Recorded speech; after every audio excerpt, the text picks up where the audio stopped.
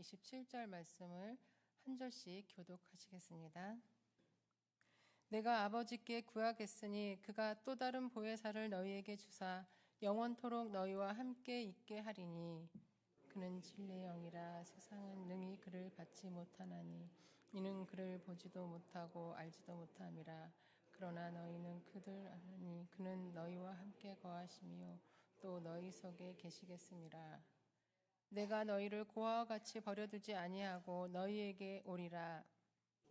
세상은 다시 나를 보지 못할 것이로되 너희는 나를 보리니 이는 내가 살아있고 너희도 살아있겠음이라. 그 날에는 내가 아버지 안에 너희가 내 안에 내가 너희 안에 있는 것을 너희가 알리라. 나의 계명을 지키는 자라야 나를 사랑하는 자니 나를 사랑하는 자는 내 아버지께 사랑을 받을 것이요 나도 그를 사랑하여 그에게 나를 나타내리라. 가룟이 아닌 유다가 이르되 주여 어찌하여 자기를 우리에게는 나타내시고 세상에는 아니하려 하시나이까. 예수께서 대답하여 이르시되 사람이 나를 사랑하며 내 말을 지키니 내 아버지께서 그를 사랑하실 것이요 우리가 그에게 가서 거처를 그와 함께하리라. 나를 사랑하지 아니하는 자는 내 말을 지키지 아니하나니 너희가 듣는 말은 내 말이 아니요 나를 보내신 아버지의 말씀이니라. 내가 아직 너희와 함께 있어서 이 말을 너희에게 하였거니와 보혜사 곧 아버지께서 내 이름으로 보내실 성령 그가 너희에게 모든 것을 가르치고 내가 너희에게 말한 모든 것을 생각나게 하리라. 평안을 너희에게 끼치노니 곧 나의 평안을 너희에게 주노라. 내가 너희에게 주는 것은 세상이 주는 것과 같지 아니하리라. 너희는 마음에 근심하지도 말고 두려워하지도 말라. 아멘. 우리나라는 19세기 말에 개혁 운동이 일어나면서 서양의 문물들이 물밀듯이 들어왔습니다. 이러한 시기에 이전에 볼 수 없었던 직업이 있었는데 번거지꾼이라고 부르는 집배원이 있었습니다. 옛날에는 파발에 의해서 국가적 문서나 그런 것들을 전할 수 있었지만 그때부터는 우편 제도가 도입되어서 민간인들도 서로 편지를 주고받을 수 있게 되었습니다. 그리고 처음으로 서울과 인천 사이에 철도가 놓였고 그 위로 시커먼 연기를 뿜는 쇠수레인 기차가 달리게 되었습니다. 기차를 처음 타는 사람들은 차에 오르면서 집신을 벗고 타기도 했다고 하고요. 또 기차값이 아까워서 옛날 습관대로 걸어 다니려고 해서 처음에는 기차에 승객이 거의 없었다고 합니다. 1887년 3월 6일에는 에디슨 전기 회사에서 동아시아 최초이자 한국 최초로 전구가 들어왔는데요.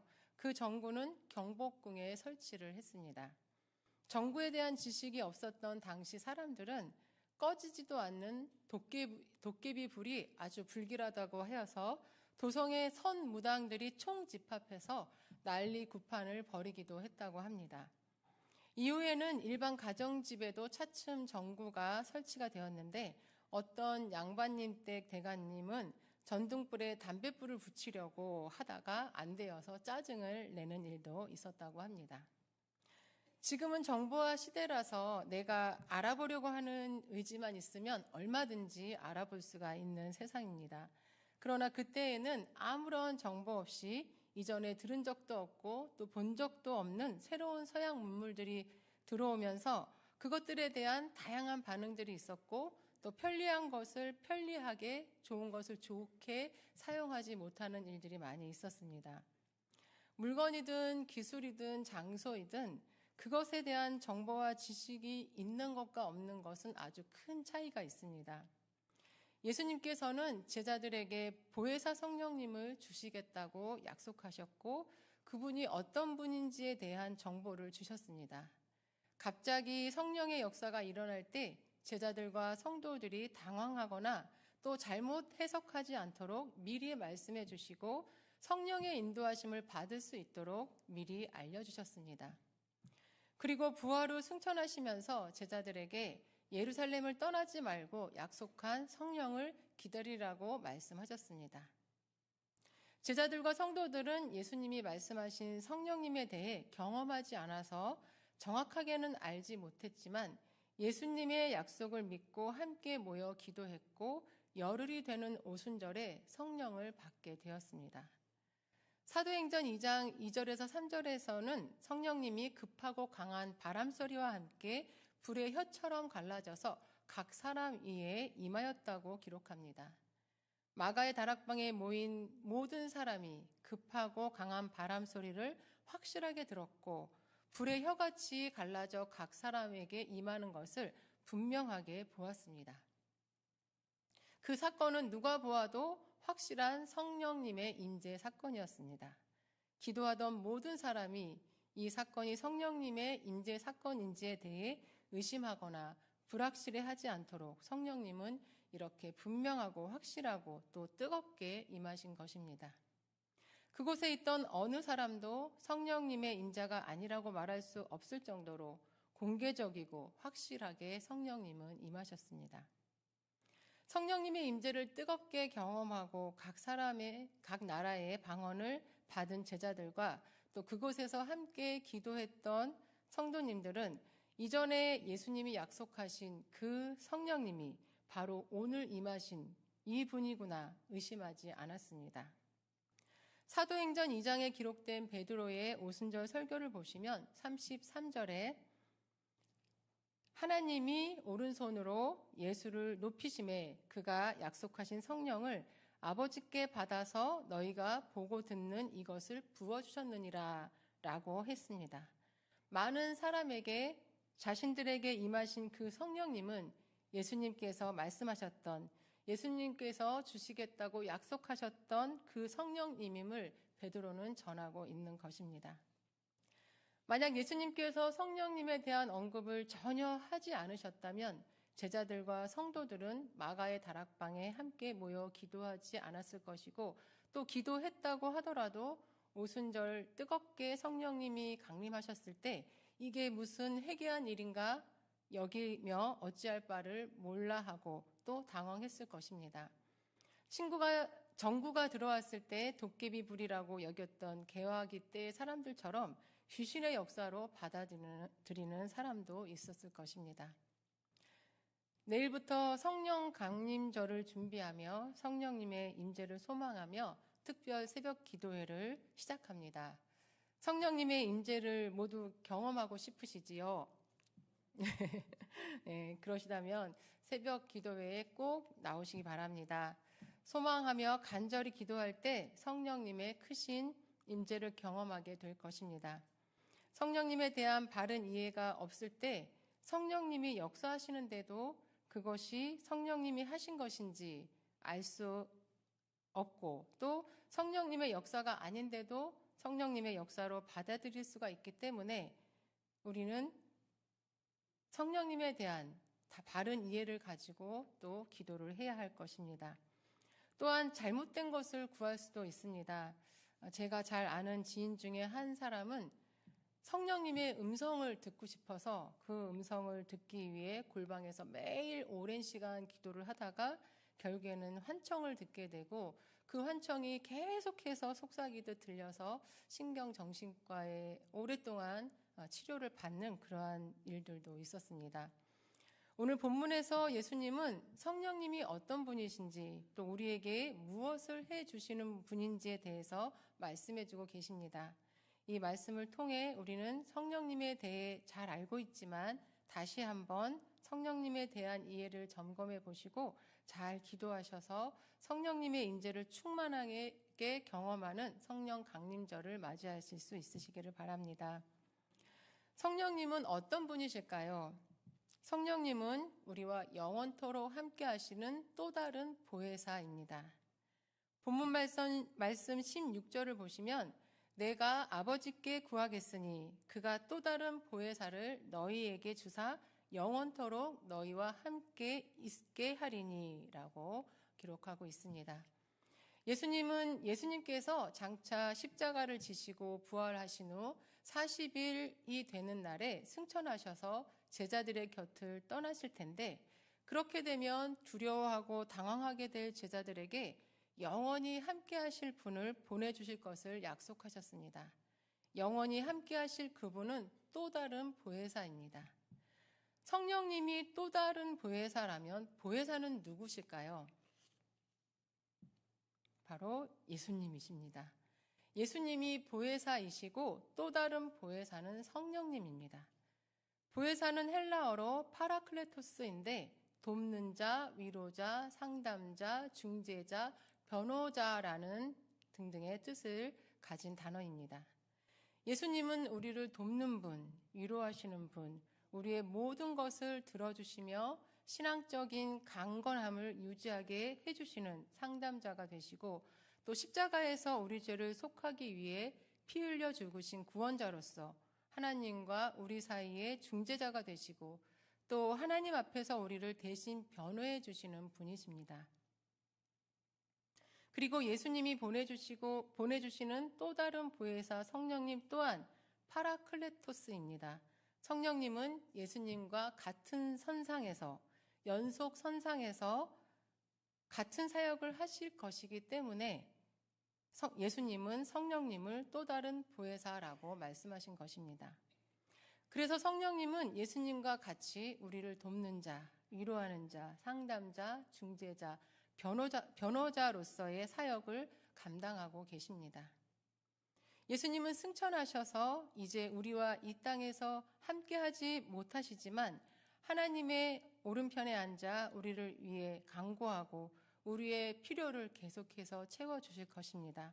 그러나 예수님은 18절에서 말씀하신 것과 같이 이 땅에서도 우리를 고아와 같이 버려두지 아니하고 예수님을 대신할 분을 이 땅에 보내주시겠다고 하셨는데 그분이 바로 또 다른 보혜사 성령님이신 것입니다. 그리고 그분은 우리와 영원히 함께 하시는 분이십니다. 그렇다면 또 다른 보혜사 성령님은 어디에 계실까요? 성령님은 진리의 영이시며 믿는 자들의 속에 거하시는 분이십니다. 17절 말씀을 보시면 그는 진리의 영이라 세상은 능히 그를 받지 못하나니 이는 그를 보지도 못하고 알지도 못함이라. 그러나 너희는 그를 아나니 그는 너희와 함께 거하시며 또 너희 속에 계시겠음이라. 예수님은 진리 그 자체이시고 성령님은 진리의 영이십니다. 진리의 영이시기 때문에 진리를 알지 못하면 성령님을 모르는 것입니다. 다시 말해서 예수님을 믿지 않는 사람들은 성령님을 알 수도 없고 받을 수도 없습니다. 예수님께서 우리의 죄값을 십자가에서 다 치르셨고 또 부활하셔서 영광을 받으셨기 때문에 성령님은 이 땅에 오실 수 있었고 그 사실을 믿는 사람들 속에만 거하실 수 있는 것입니다.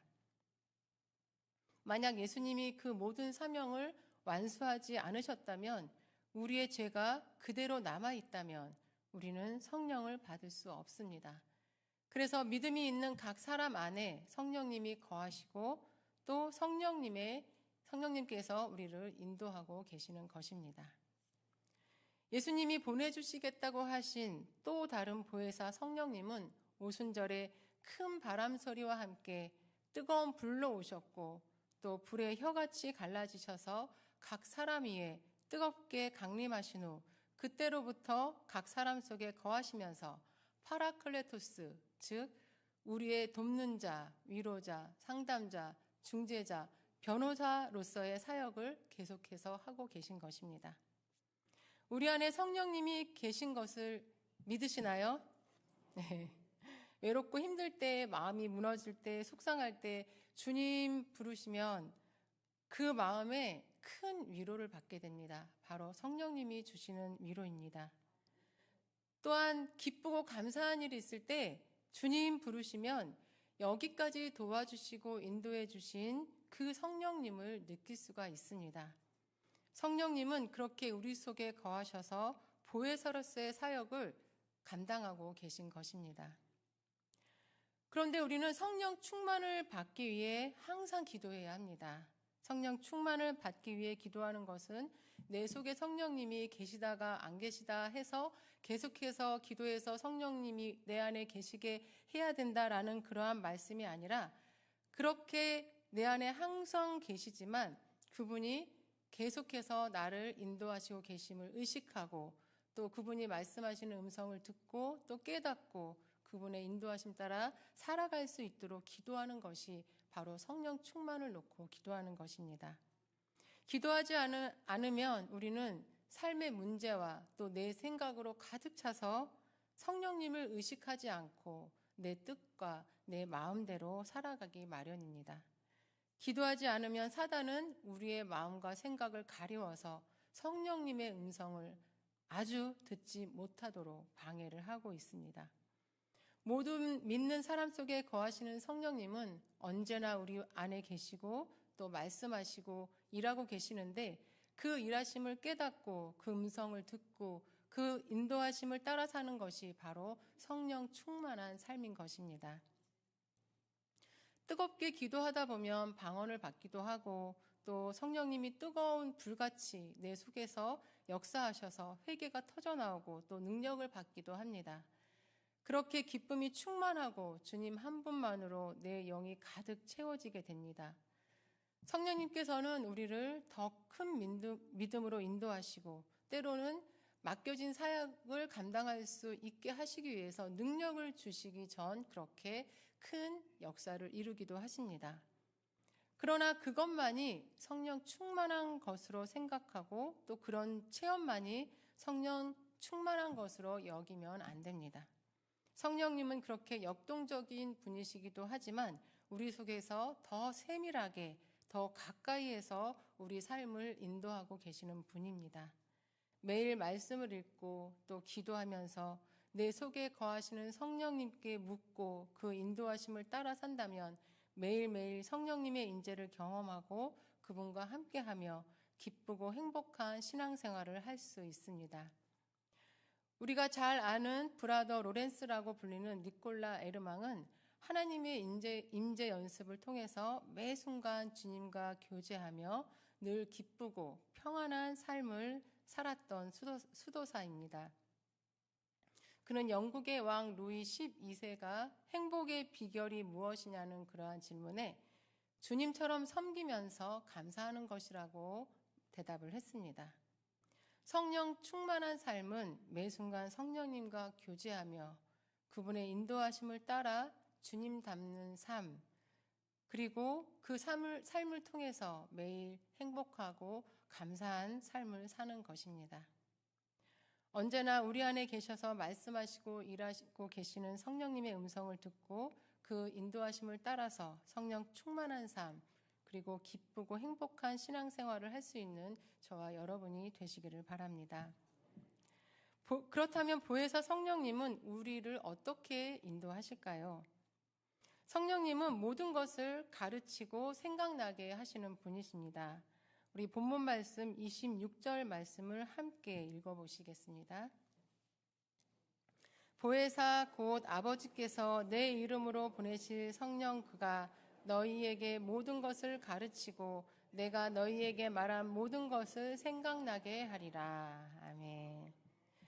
예수님께서 자신을 대신해서 또 다른 보혜사를 보내시는 궁극적인 이유는 성도들의 보혜사로서의 예수님의 사역이 또 다른 보혜사 성령님을 통해 예수님의 재림 때까지 계속되게 하시려는 것이었습니다.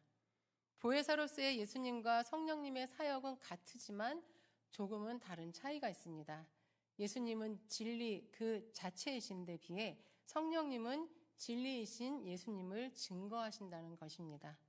그래서 성령님은 예수님이 가르치셨던 것을 가르치시고 예수님이 말씀하신 것을 생각나게 하시고 또 예수님이 말씀하신 것을 깨닫게 하시고 예수님이 행하셨던 일들을 기억나게 하십니다. 그렇게 성령님은 예수님을 영접하고 하나님의 자녀가 된 성도들의 속에 거하시면서 우리를 가르치시고 생각나게 하시며 삶에 관여하시고 인도하시기 때문에 삶의 변화가 일어나는 것이고 또 계속해서 성화를 이루며 살게 되는 것입니다. 오순절 마가의 다락방에서 성령을 받은 후 제자들과 성도들에게는 놀라운 변화가 있었습니다. 각 나라의 방언을 받은 사람들은 곧바로 각 나라의 사람에게 그들의 언어로 복음을 전했고, 제자들은 많은 사람 앞에서 예수님을 증거했고 또 병을 고치는 이적을 행했습니다. 성도들은 다 함께 모여 물건을 통용하고 자기 재물을 자기 것이라고 하지 않고 자신의 재산과 소유를 팔아서 각 사람의 필요에 따라 나누어 주고, 또 날마다 마음을 같이하여 성전에 모이기를 힘쓰고 집에서 떡을 떼며 기쁨과 순전한 마음으로 음식을 나누고 함께 모여 하나님을 찬미했습니다. 이러한 변화의 모습은 예수님께서 제자들에게 수없이 가르치시고 또 직접 보여주셨던 것입니다. 복음 전파를 위해 제자들을 파송하셨고 또 서로 사랑하고 섬기게 하시려고 제자들의 발을 직접 닦아주셨고, 또 죄인에게 죄인과 함께 식사를 하시며 그들의 친구가 되어주셨고, 도시락 하나로 그곳에 있는 5,000명의 줄임배를 채워주셨습니다. 성령님은 예수님의 삶과 가르치심을 성도들에게 계속해서 가르치시고 생각나게 하셔서 예수님을 따라 살 수 있게 하시는 것입니다. 성령을 받은 초대교회 성도들은 성령님을 통해 그렇게 변화된 삶을 살게 된 것입니다. 또한 성령님은 특별히 제자들에게 예수님과 함께 했던 시간들을 기억나게 하셔서 성경을 기록하게 하셨습니다. 랩 주석에서는 제자들이 성령님의 도움으로 기억을 되살려서 신약 전체를 기록했다고 설명합니다. 제자들은 성경을 기록했을 뿐만 아니라 전파하고 가르치고 고치셨던 예수님의 사역을 성령님의 인도하심 따라 생명 다해 감당했습니다. 성령님은 지금도 여전히 예수님의 말씀을 가르치시고 생각나게 하시고 또 확신을 갖게 하십니다. 그래서 매일 삶 속에서 말씀이 생각나게 하시고 그 말씀을 적용하며 살 수 있게 해주시고, 또 무엇보다 나를 위해 죽으시고 다시 사셨으며 지금도 나를 위해 중보하고 계시는 예수님의 사랑을 상기시켜 주셔서 우리가 예수님의 사랑을 힘입어 세상을 이기며 용기 있게 살아갈 수 있도록 인도해 주십니다. 우리에게 여전히 가르치시고 생각나게 하시는 성령님을 의지하여 말씀을 깨닫게 하시고 또 우리 마음에 말씀이 새겨지게 하셔서 그 말씀에서 벗어날 때에 우리를 다시금 말씀으로 들어올 수 있게 하는 그 성령님을 의지하셔서 성령님의 인도하심을 따라 예수님의 제자된 삶, 또 날마다 성화되어 가는 삶을 살아가시는 저와 여러분이 되시기를 바랍니다. 또 다른 보혜사 성령님의 사역 중에 가장 중요한 것이 있습니다. 그것은 바로 우리에게 평안을 보내는 일입니다. 다 함께 27절 말씀을 읽어보시겠습니다. 평안을 너희에게 끼치노니 곧 나의 평안을 너희에게 주노라. 내가 너희에게 주는 것은 세상이 주는 것과 같지 아니하니라. 너희는 마음에 근심하지 말고 두려워하지도 말라. 아멘. 예수님은 세상이 주는 것이 아닌 나의 평안, 곧 예수님의 평안을 줄 것이니 마음에 근심하지도 말고 두려워하지도 말라고 말씀하셨습니다. 세상의 평안은 만사 형통의 평안입니다. 모든 것이 잘 될 때만 누릴 수 있는 평안입니다. 그러나 예수님의 평안은 상황과 관계없이 주어지는 평안입니다. 감당해야 할 시련들, 또 짊어져야 할 짐들이 있을 때에도 느낄 수 있는 평안입니다. 예수님께서 십자가를 지시기로 결단하신 후에는 오직 평안만 있으셨습니다. 모든 것을 하나님 아버지께 맡기셨기 때문입니다. 고난의 십자가를 지실 때 하나님 아버지를 신뢰하고 하나님 아버지께 다 맡기셨기 때문에 그 마음에 혼란스러움이나 걱정이나 근심이 없으셨습니다. 오히려 평안하신 가운데 오직 아버지의 뜻에 집중하셨고 또 십자가의 사명을 끝까지 감당하셨습니다. 예수님은 그런 예수님의 평안을 우리에게 주신다고 약속하신 것입니다. 예수님이 주시는 평안은 평탄하고 형통할 때만 느낄 수 있는 평안이 아니라 우리가 가져야 할 짐들을 감당할 때도 누릴 수 있는 평안입니다. 그 평안을 예수님은 먼저 보내신 성령님을 통해서 주시는 것입니다. 성령님을 통해 예수님이 언제나 나와 함께 하심을 믿고 그 예수님이 나를 선하게 인도하고 계신다는 사실을 신뢰하며 모든 것을 주님께 다 맡기는 삶을 살게 하시고 그 결과로 평안을 얻게 하시는 것입니다. 다시 말해 성령님은 모든 사역을 통해서 우리가 끝까지 하나님을 신뢰하며 살 수 있게 인도하시고 주님의 평안을 누리며 살게 하시는 분이십니다. 그 평안은 오히려 우리가 감당해야 할 십자가를 능히 감당할 수 있는 힘과 용기와 위로를 제공해 주시는 평안입니다. 오순절 성령 강림절 사건은 그렇게 보혜사 예수님의 사역을 계속해서 이어나가실 또 다른 보혜사 성령님이 우리 속에 오시는 사건이었습니다. 그 성령님은 영원토록 우리와 함께 하시면서 예수님의 말씀으로 우리를 가르치시고 예수님의 말씀을 생각나게 하시고 예수님의 사랑을 증거해 주시면서 우리를 통해 하나님의 나라를 이루어 가십니다. 성령 강림절을 맞아 다시 한번 내 안에 계신 성령님께서 역동적으로 일하시고 나를 이끌어 가실 수 있도록 기도하셔서 매일 삶 가운데 성령님의 임재를 경험하고 또 성령님의 인도하심을 따라 살아가시며 주님이 주시는 평안을 누리며 사시는 저와 여러분이 되시기를 간절히